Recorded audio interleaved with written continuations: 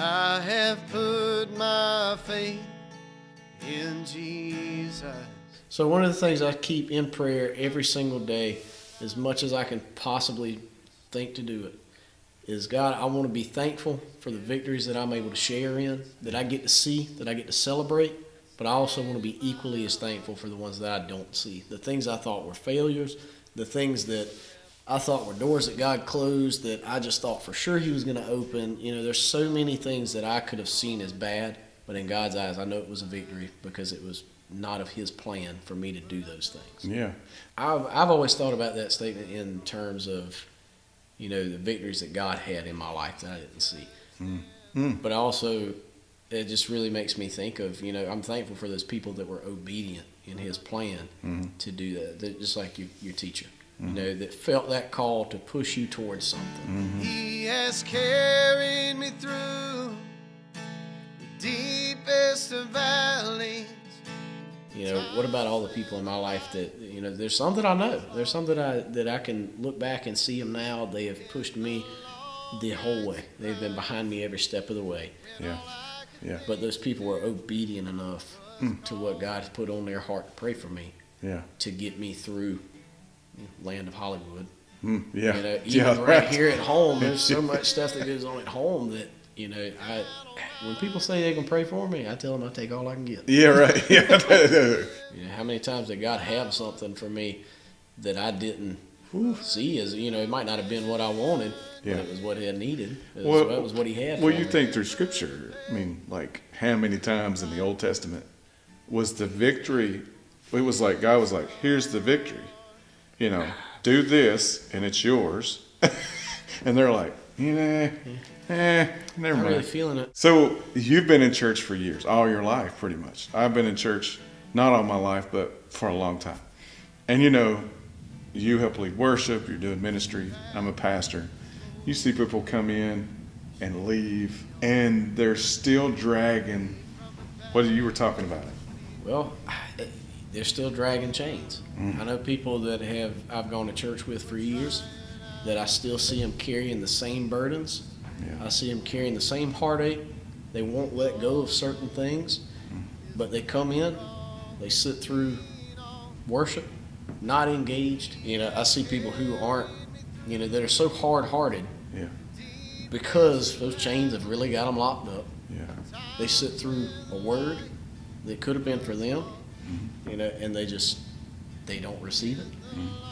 They walked in with those chains, and they walk right back out these doors with them, and then they come back next Sunday and do the exact same thing. So, I mean, stop leaving church still dragging the same chains you came in with. This is a place of healing, Come on. not a status symbol. Oh, man. Stop coming for a status symbol to say that you know, to check off a box. Yeah. To say, oh, I went to church this week. This is a hospital for the hurting, broken sinners, the people who have got chains, the people who have, you know, these testimonies. You think we've been in church for a long, long time. I don't have a, you know, extreme testimony. Yeah.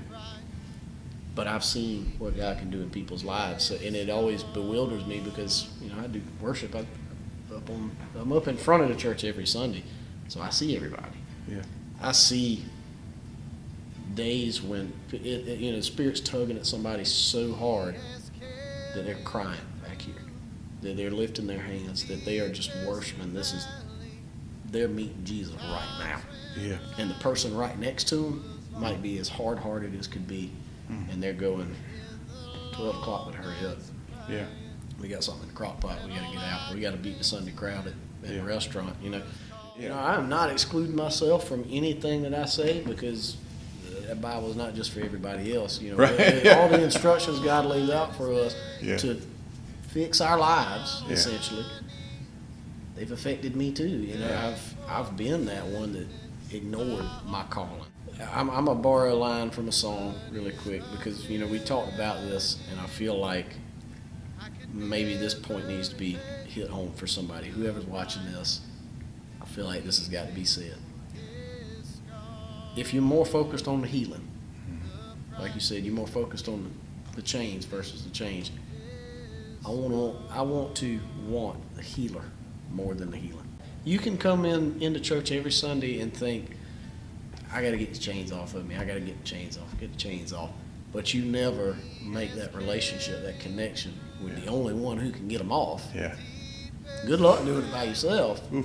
You know, I want Jesus more than what they can do for me. Yeah.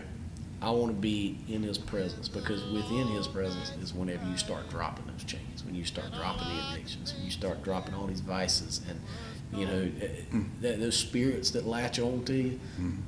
That's when they start running. Man.